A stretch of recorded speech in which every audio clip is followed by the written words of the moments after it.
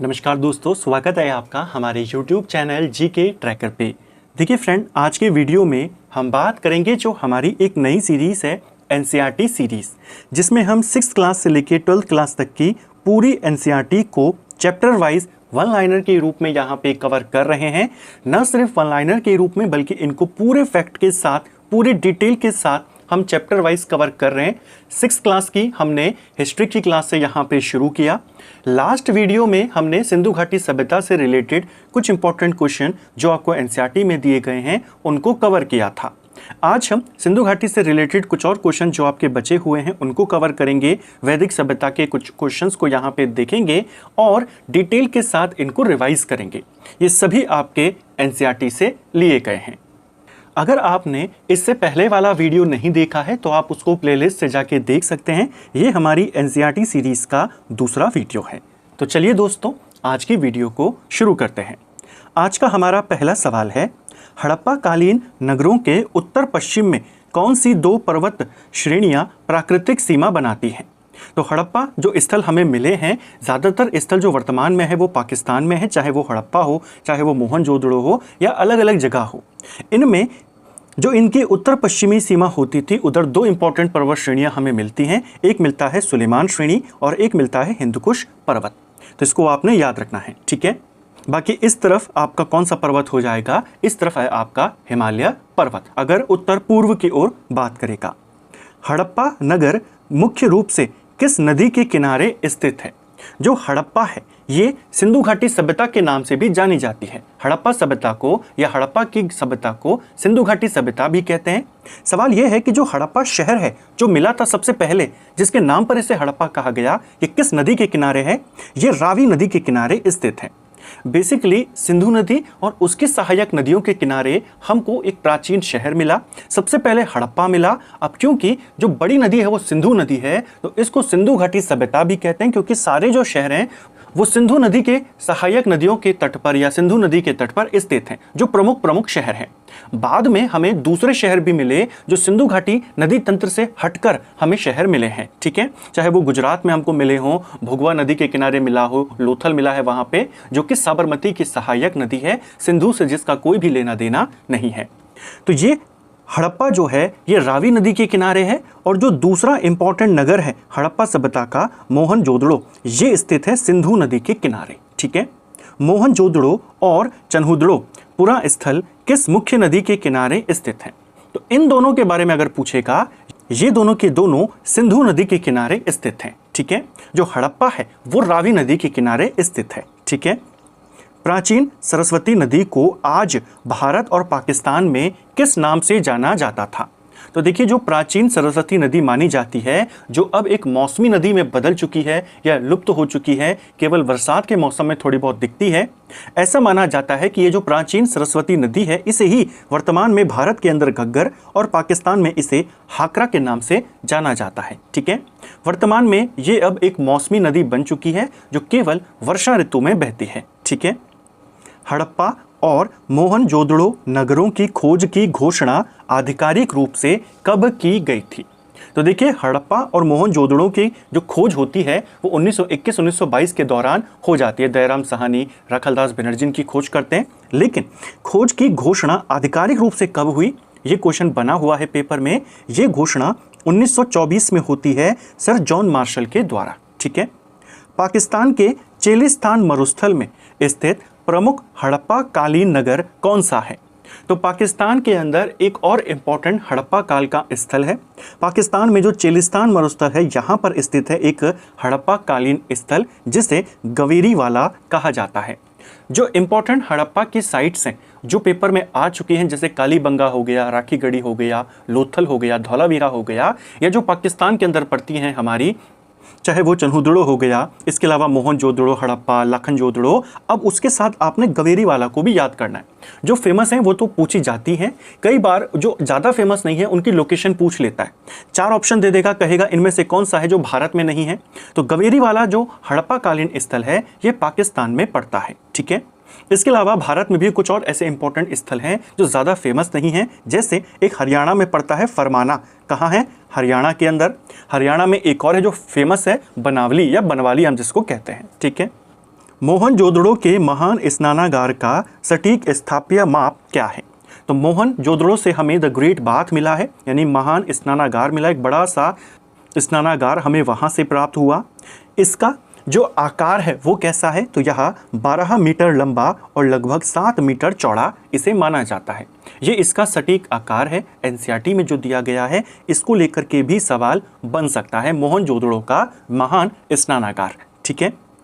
हड़प्पा सभ्यता की किस अनूठी विशेषता ने इसे समकालीन मेसोपोटामिया और मिस्र की सभ्यता से तकनीकी रूप से श्रेष्ठ बनाया? तो हड़प्पा सभ्यता के समकालीन भी कुछ सभ्यताएं उस समय चल रही थी, जिसमें मेसोपोटामिया की सभ्यता और मिस्र की सभ्यता शामिल है। हालांकि ये हड़प्पा के काफी समय के बाद विकसित होती हैं, लेकिन हड़प्पा के समकालीन थी। ये तकनीकी रूप से इनसे कम थी। हड़प्पा से ये दोनों सभ्यताएं कम थी। इसका कारण क्या था? इसका कारण था उनकी उन्नत भूमिगत जल निकासी प्रणाली और स्वच्छता प्रबंधन। हड़प्पा सभ्यता में जल ड्रेनेज सिस्टम जो था, वाटर ड्रेनेज सिस्टम जो था, और वहाँ की जो क्लीनिनेस थी, यानी जो स्वच्छता थी, वो काफ़ी ज़्यादा अच्छी थी। शहरों को पूरी तरीके से प्लांट किया गया था, जो दूसरी सभ्यताओं में देखने को नहीं मिलता। इसीलिए हड़प्पा सभ्यता को इनसे ऊंचा या श्रेष्ठ माना जाता है। गुजरात के किस प्रमुख हड़प्पा कालीन बंदरगाह नगर से ईंटों और पत्थरों से बनी सुव्यवस्थित जल निकासी प्रणाली के साक्ष्य मिले हैं? सिंधु घाटी सभ्यता में एक जगह है जो है धौलावीरा।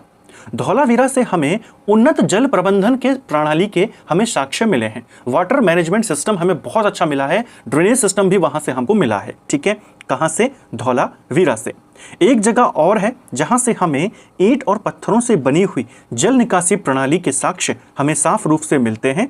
ये कहां से मिला है? ये मिला है लोथल के अंदर। लोथल गुजरात में पड़ता है।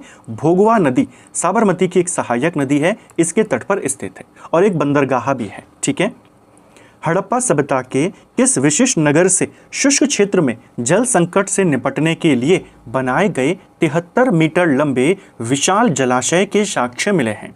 तो हमें हड़प्पा सभ्यता से एक विशाल जलाशय भी मिला है। ये विशाल जलाशय सिंधु घाटी सभ्यता का सबसे बड़ा जलाशय माना जाता है। ऐसा माना जाता है कि उस इलाके में, क्योंकि वो सूखा इलाका था, तो पानी को जमा किया जाता था ताकि जब बारिश ना हो या जब अकाल की स्थिति आए तो पानी की व्यवस्था हो सके। तो एक बड़ा सा जलाशय उन लोगों ने बनाया हुआ था। ये हमें धौलावीरा से मिला है। इसको भी आपने याद रखना है। इसके अलावा धौलावीरा से हमें जो उन्नत जल प्रणाली सिस्टम है, ड्रेनेज सिस्टम हो जाए या वो मैनेजमेंट सिस्टम हो, वो मिला है। ठीक है। यूरेशिया में कपास उगाने वाले और उससे कपड़ा बुनने वाले विश्व के सर्वप्रथम लोग कौन थे? तो दुनिया में सबसे पहले कपास की खेती करने का श्रेय भी हड़प्पा के लोगों को जाता है। माना जाता है हड़प्पा के लोगों ने ही सर्वप्रथम कपास की खेती यहाँ पर शुरू करी। इसके अलावा इन्होंने न केवल कपास उगाया, उससे कपड़ा बुनने की जो प्रणाली थी, जो तकनीक थी, उसको भी इन्होंने विकसित किया। कताई की तकनीक, बुनाई की तकनीक को भी विकसित किया था। ठीक है।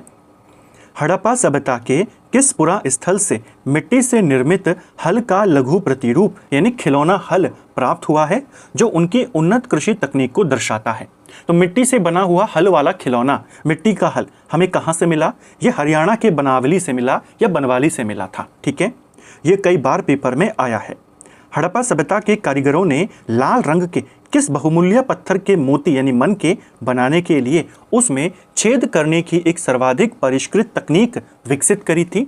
तो हड़प्पा के कारीगरों ने लाल रंग का एक बहुत ही बहुमूल्य पत्थर होता था जिसे कार्नेलियन कहते थे, कार्नेलियन मोती या मन के। तो इन मोतियों में छेद करके उनको और अच्छा बनाना, उनको सजाने की टेक्निक को भी विकसित कर लिया था हड़प्पा के लोगों ने। ठीक है। हड़प्पा सभ्यता के किस स्थल से एक कांस्य दर्पण और पक्की मिट्टी का एक विशिष्ट पात्र एक साथ प्राप्त हुआ है? हड़प्पा से हमें मिट्टी का जो हल है, यानी हल का एक छोटा सा प्रोटोटाइप मिला। हमने देखा वो कहाँ से मिला? वो मिला है हरियाणा के बनावली से।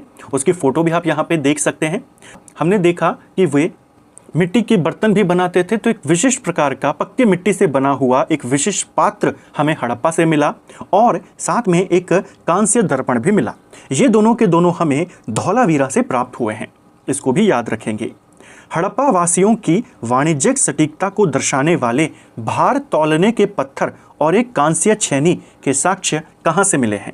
तो भार तौलने के लिए कुछ पत्थर, इसके अलावा एक कांसे की छेनी, ये हमें कहाँ से मिले हैं? ये दोनों के दोनों धौलावीरा से मिले हैं। इसको भी याद रखेंगे। किस जगह से क्या मिला है, ये क्वेश्चन बन जाता है। हड़प्पा सभ्यता की मूर्ति कला का सर्वोत्कृष्ट उदाहरण माने जाने वाली पुरोहित राजा प्राइस्ट किंग की छोटी मूर्ति किस सामग्री से बनी है? आप जानते हैं हड़प्पा से हमें एक पुजारी की मूर्ति है, एक राजा उसको कहा जाता है, पूरा नाम इसको प्राइस्ट किंग कहते हैं, क्योंकि ये स्पष्ट नहीं हो पाया है कि ये कोई राजा था या ये कोई पुरोहित था या पुजारी था। आपने देखा भी होगा उसका फोटोज में दाढ़ी उसकी बनी हुई है, आधा कंबल उसने लिया हुआ है, हाथ उसका एक तरफ से नहीं है। तो यह जो मूर्ति है ये किसकी बनी हुई है? ये सिएटाइट या सेलखड़ी पत्थर से बनी हुई है। ठीक है, इस मूर्ति को पुरोहित राजा प्रीस्ट किंग कहा जाता है। ठीक है, मोहनजोदड़ो से प्राप्त विश्व प्रसिद्ध नर्तकी की लघु कांस्य प्रतिमा की सटीक ऊंचाई कितनी है और ये किस विधि से बनाई गई थी? तो बेसिकली जो हमें एक नृत्य करती हुई प्रतिमा मिली थी, कांस्य की प्रतिमा, वो मिली थी मोहनजोदड़ो से। उसकी ऊंचाई यहाँ पर पूछा गया है। इसकी ऊंचाई कितनी है? इसकी ऊंचाई लगभग 10.8 सेंटीमीटर है। इसको याद रखना है, कितनी है? 10.8 सेंटीमीटर। और ये किस टेक्निक से बनाई गई थी? तो यह वैक्स टेक्निक्स के माध्यम से बनाई गई थी। ठीक है, जो मोम पद्धति होती है, लुप्त मोम पद्धति, उसके माध्यम से। दुनिया के प्राचीनतम साहित्यिक स्रोतों में शामिल सबसे पुराना वेद कौन सा है? ये भी आपको 6th क्लास के एनसीईआरटी में मिलेगा सवाल। अब आप जानते हैं, आपने पढ़ा हुआ है तो काफ़ी सिंपल है, लेकिन 6th क्लास का है। सबसे पुराना जो वेद है वो ऋग्वेद है। 4 वेद है हमारे पास, सामवेद, ऋग्वेद, यजुर्वेद, अथर्ववेद। उनमें सबसे प्राचीन कौन है? ऋग्वेद। ऋग्वेद में दी गई प्रार्थनाओं को क्या कहा जाता है? तो ऋग्वेद में दी गई प्रार्थनाओं को शुक्त कहा जाता है या ऋचाएं इनको कहा जाता है। ठीक है, कई सारे शुक्त इसमें हैं, 1000 से ज़्यादा हैं। अगर हम एग्जैक्ट नंबर की बात करें, 1028 ऋचाएं या शुक्त इसके अंदर मौजूद हैं। ठीक है, जो कि अलग अलग देवताओं की स्तुति में यहाँ पर लिखे गए हैं। ऊपर हमने सिंधु घाटी सभ्यता के कुछ इंपॉर्टेंट तथ्यों को जाना। एक पॉइंट को और याद कर लीजिए कि गुजरात में जो लोथल है, वहाँ से हमें एक मिट्टी का पात्र मिला है। उस पात्र के ऊपर ऐसी कुछ डिज़ाइन बनाई गई है जो एक फेमस लोक कथा है या कहानी चलती है, थ्रस्टी क्रो, प्यासे कौवे की कहानी, उसके जैसे वो आकृति मिलती है। तो प्यासे कौवे की कहानी जैसी आकृति ये कहाँ से मिली है? लोथल से मिली है। इसके अलावा लोथल से ही एक और हमें मिट्टी का बर्तन मिला, उस पर एक डिजाइन बना हुआ है जो एक प्राचीन कहानी है, चालाक लोमड़ी वाली, उस कहानी को वहां पे दर्शाया गया है। तो इतनी पुरानी ये कहानियां मानी जाती हैं, इसको भी याद रखना। ठीक है, ऋग्वेद के सूक्तों में सबसे महत्वपूर्ण माने गए 3 मुख्य देवता कौन से हैं? तो हमने जैसे देखा कि इसमें 1000 से ज़्यादा, लगभग 1028 सूक्त हैं, यानी ऋचाएं हैं, यानी स्तुति मंत्र हैं, प्रशंसा में मंत्र लिखे गए हैं। ये अलग अलग देवताओं की स्तुति में लिखे गए हैं। इनमें प्रमुख 3 देवता हैं। एक है अग्नि देवता जो आग के देवता थे, दूसरे हैं इंद्र देवता जो युद्ध के देवता हैं, और तीसरे हैं सोम देवता। सोम उस समय का एक बेसिकली एक विशेष पौधा होता था जिससे वो एक खास पेय पदार्थ बनाते थे जिसे सोमरस कहते थे। ठीक है, तो इन देवताओं को, मुख्य रूप से इन 3 देवताओं को वो पूजते थे। ठीक है, संस्कृत भाषा किस प्रमुख विश्व भाषा परिवार का हिस्सा है? जो हमारा ऋग्वेद है, जो हमारे वेद हैं, वो संस्कृत भाषा में लिखे गए हैं। किस टाइप की संस्कृत? तो प्राक संस्कृत या वैदिक संस्कृत इसको कहते हैं। जो संस्कृत है ये भारोपीय भाषा परिवार की भाषा है। ठीक है, भारोपीय भाषा परिवार में कई सारी भारतीय भाषाएं, कई सारी यूरोपीय भाषाएं आती हैं। ठीक है, बेसिकली एशिया की कुछ भाषाएं और यूरोप की कुछ भाषाएं, उनको मिलाकर के बना है भारोपीय भाषा परिवार। इसमें फारसी हो गई, इसके अलावा अंग्रेजी, फ्रांसीसी, जर्मन, यूनानी, ये सारी भारोपीय परिवार की ही भाषाएं हैं। ठीक है, इसी में संस्कृत भी शामिल है। ठीक है, इसके अलावा भारत की और है जैसे असमिया, गुजराती, हिंदी, कश्मीरी, ये सब भारोपीय परिवार की भाषा हैं। ठीक है, अगला, भारत के पूर्वोत्तर प्रदेशों में बोले जाने वाली भाषाएं किस परिवार से जुड़ी हैं? संस्कृत हो गई, उसके अलावा जो दूसरी इंपॉर्टेंट भाषाएं हमने देखी, लेकिन जो नॉर्थ ईस्ट की भाषाएं हैं वे किस भाषा परिवार से जुड़ी हैं? वे तिब्बती बर्मा भाषा परिवार से जुड़ी हैं। ठीक है, साथ में मध्य भारत के अंदर या झारखंड, मध्य भारत के कुछ हिस्सों में बोले जाने वाली भाषाएं किस भाषा परिवार के अंतर्गत आती हैं? ये ऑस्ट्रो एशियाटिक परिवार की भाषाएं हैं। ठीक है, ऋग्वेद में किस प्रसिद्ध ऋषि और देवियों के रूप में पूजित 2 नदियों के बीच का संवाद वर्णित है? ऋग्वेद में मंत्र लिखे गए हैं, ऐसे मंत्र जो स्तुति में लिखे गए हैं, जिनका उच्चारण देवताओं की स्तुति में होता है। यहाँ पर आपको वार्तालाप भी देखने को मिलेगा। एक प्रसिद्ध वार्तालाप ऋग्वेद में मौजूद है, जो एक फेमस ऋषि हैं विश्वामित्र, उनके और दो इंपॉर्टेंट नदियां ब्यास और सतलुज, इनके मध्य में वो वार्तालाप हुआ था। ठीक है। भुर्ज वृक्ष की छाल पर लिखी ऋग्वेद की पांडुलिपि भारत के किस क्षेत्र से प्राप्त हुई है? ऋग्वेद के बारे में माना जाता है कि कई सौ सालों तक ऋग्वेद लिखा ही नहीं गया। श्रुति सिस्टम के माध्यम से, यानी जो एक पीढ़ी होती थी वो अगली पीढ़ी को इसका ज्ञान देती थी और फिर अगली पीढ़ी अपने से आने वाली पीढ़ी को इसका ज्ञान देती थी। तो श्रुति माध्यम से ये आगे बढ़ते थे, फिर काफी समय के बाद जाकर के आखिर में इनको लिखा गया। इनको जब लिखा गया तो उस समय पेपर तो होते नहीं थे, तो भोजपत्र की वृक्ष की छालों पर इनको लिखा जाता था। इनको कहते हैं पांडुलिपि, हाथ से इनको लिखा जाता था, मैन्युस्क्रिप्ट भी इनको कहते हैं। इसी पांडुलिपि के आधार पर लगभग 200 साल पहले पहली बार ऋग्वेद को छापा गया, प्रिंट किया गया, इसी पांडुलिपि के आधार पे। ये जो प्राचीन पांडुलिपि है ये हमें कश्मीर से प्राप्त हुई थी। ठीक है, इसको आपने याद रखना है, क्वेश्चन बन सकता है। क्योंकि जब 150-200 साल पहले ऋग्वेद को अंग्रेजी में कन्वर्ट किया जा रहा था, छापा जा रहा था, तो इसी पांडुलिपि का इस्तेमाल हुआ था जो कश्मीर से मिली थी, भुर्ज वृक्ष की छाल पर मिली थी। वर्तमान में इस पांडुलिपि को पुणे के अंदर, पुणे महाराष्ट्र में पड़ता है, वहां के एक लाइब्रेरी में, पुस्तकालय में संरक्षित रखा गया है। ठीक है। ऋग्वेद में मवेशियों और घोड़ों के अलावा विशेष रूप से किसकी प्राप्ति के लिए अनेक प्रार्थनाएं मौजूद हैं? ऋग्वेद के अंदर जो घोड़े होते थे उस समय, इसके अलावा पशुधन जो होता था, इनके लिए काफ़ी ज़्यादा प्रार्थनाएं की गई हैं। साथ में बच्चों की प्राप्ति के लिए, खासकर पुत्रों की प्राप्ति के लिए भी उसमें प्रार्थनाएं मौजूद है। ऋग्वैदिक काल में लड़ाइयाँ मुख्य रूप से किन चीज़ों को जीतने के लिए लड़ी जाती थी? ऋग्वैदिक काल में भी लड़ाइयाँ होती थी। ये बेसिकली मवेशियों के लिए, या अच्छे चारागाह वाली ज़मीन के लिए, पानी के स्रोतों के लिए, या लोगों को बंदी बनाने के लिए की जाती थी। ठीक है। ऋग्वेद में पूरी जनता या समुदाय के लिए किन दो शब्दों का इस्तेमाल होता है? ऋग्वेद में पूरी जनता के लिए या समुदायों के लिए जन या विश्व शब्द का इस्तेमाल होता है। ठीक है। कई सारे जन उस समय मौजूद थे, उनके बारे में कहा जाता है, जैसे पुरुजन, भरत जन, इसके अलावा यदुजन, तो कई सारे उस समय मौजूद थे। तो सामान्य जनता के लिए या एक पूरे समुदाय के लिए जन या विश्व कहा जाता था। ठीक है। ऋग्वेद की प्रार्थनाएं रचने वाले लोग अपने विरोधियों को किस नाम से संबोधित करते थे? यानी ऐसे लोग जो ऋग्वेद की जो ऋचाएं हैं उनको नहीं गाते थे, ऋग्वेद का अनुसरण नहीं करते थे, ऐसे लोगों को दास या दस्यु कहा जाता था। ठीक है। महापाषाण नाम से जाने वाले बड़े शिलाखंडों का मुख्य उपयोग किस कार्य के लिए होता था? जब वैदिक काल चल रहा था, ऋग्वैदिक काल चल रहा था, उसी समय भारत के कुछ इलाकों में, जैसे दक्षिण भारत की ओर या उत्तर पूर्वी भारत की ओर या दक्कन में कश्मीर की ओर, एक और संस्कृति वहां पर आ रही थी, उसको कहा जाता है महापाषाण संस्कृति। अब इसे महापाषाण संस्कृति क्यों कहते हैं, जब आप वो समझ जाएंगे तो आपको इस क्वेश्चन का आंसर भी अच्छे से समझ में आ जाएगा। बेसिकली उस समय के लोग जब कोई मरता था तो उसकी कब्र के पास ऐसे बड़े बड़े पत्थरों को वहां पे लगा देते थे, बड़े बड़े पाषाणों को लगा देते थे। उन्हीं के आधार पे, उन्हीं के तर्ज पर इसको क्या कहा गया? महापाषाण काल कहा गया। तो महापाषाण नाम से जाने जाने वाले बड़े शिलाखंडों का मुख्य उपयोग किस कार्य के लिए होता था? तो कब्रों या दफन करने की जगह पर लोगों द्वारा निशान लगाने के लिए इसको होता था। मेगालिथिक संस्कृति हम इसको कहते हैं, महापाषाण काल। ठीक है।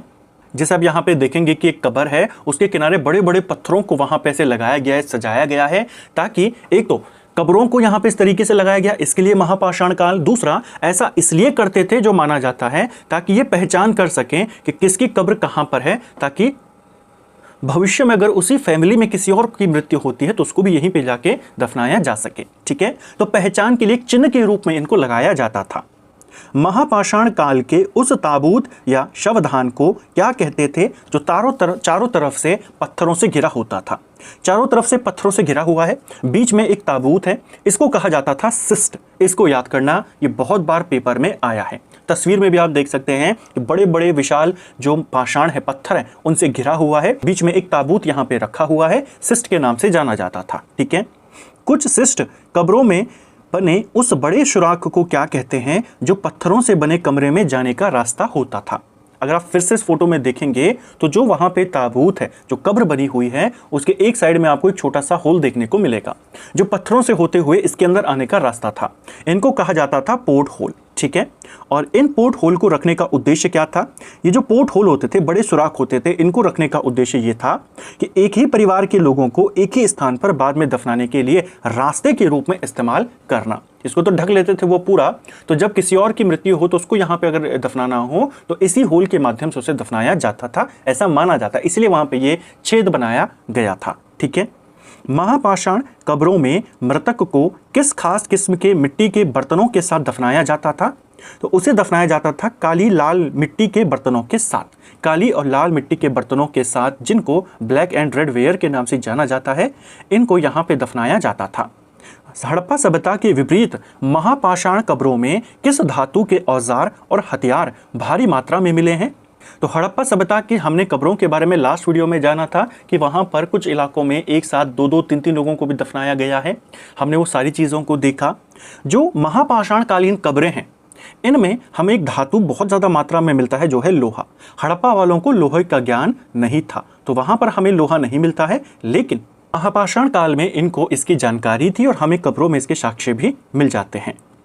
महापाषाण काल का वह कौन सा प्रसिद्ध पुरा स्थल है जहां एक व्यक्ति की कब्र से बहुत समृद्ध अवशेष मिले हैं?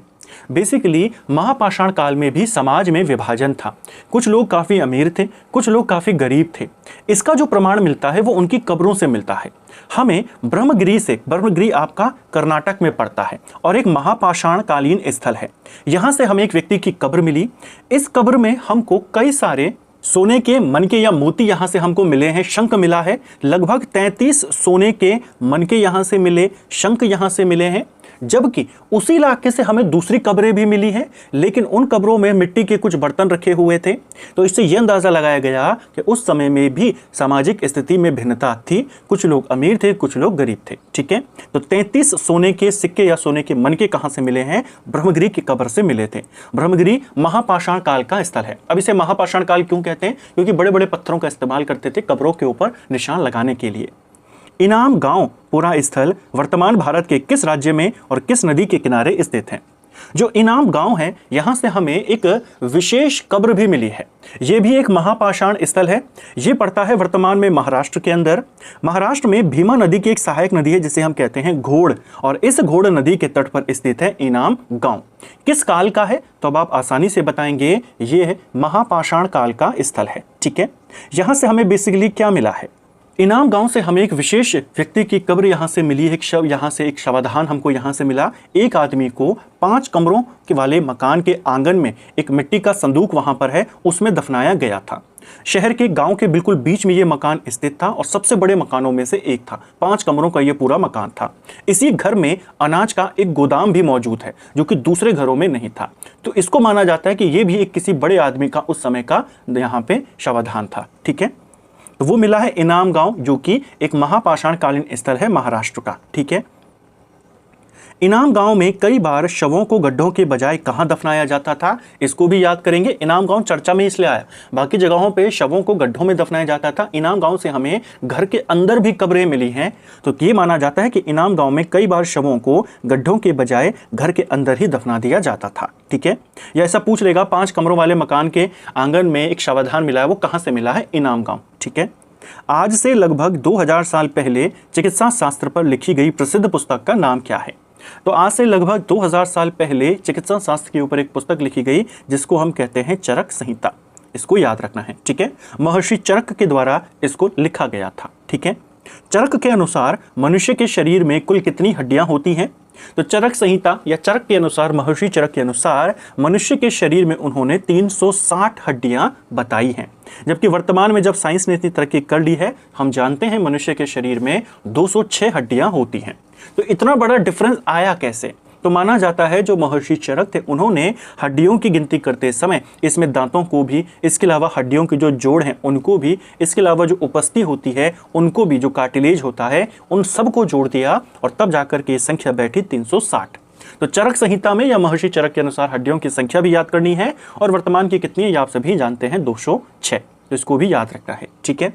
तो फ्रेंड्स ये था हमारा आज का वीडियो जिसमें हमने एनसीईआरटी की हमारी सेकंड वीडियो यहाँ पे कवर करी। लास्ट वीडियो में भी हमने 40 के करीब इंपॉर्टेंट क्वेश्चंस को देखा था, आज भी हमने 40 के करीब इंपॉर्टेंट क्वेश्चन को देखा। 2 वीडियोस के माध्यम से हम लगभग 80 प्लस क्वेश्चंस यहाँ पर कर चुके हैं जो कि पूरे आपके एनसीईआरटी बेस्ड है। अभी हम केवल क्लास 6 पे ही चल रहे हैं। एनसीईआरटी बेसिकली 2 तरीके की 2 आपकी किताबें हैं। एक आपकी पुरानी वाली एनसीईआरटी है, हमने लास्ट वीडियो में ज़्यादा क्वेश्चन उसमें से देखे थे। एक नई एनसीईआरटी है 2026-27 की जिसमें कुछ चेंजेस हुए हैं, तो हम कोशिश कर रहे हैं दोनों को साथ में कवर करने की। इसीलिए आपको कुछ क्वेश्चन सिंधु घाटी के लास्ट वीडियो में मिले, कुछ क्वेश्चन आपको आज के वीडियो में मिले। अगले वीडियो में हम वैदिक से रिलेटेड, वैदिक सभ्यता से रिलेटेड, ग्रंथों से रिलेटेड और इंपॉर्टेंट क्वेश्चंस को यहाँ पे जानेंगे, साथ में दूसरे इंपॉर्टेंट टॉपिक्स को भी कवर करेंगे। उम्मीद करता हूँ आपको आज का वीडियो पसंद आया होगा। अगर आपको ये वीडियो पसंद आई है तो वीडियो को लाइक करें, चैनल पर नए हैं चैनल को सब्सक्राइब करें, अपने दोस्तों के साथ शेयर करें। वीडियो आपको कैसा लगा कमेंट बॉक्स में हमें ज़रूर बताएं। Thank you friends.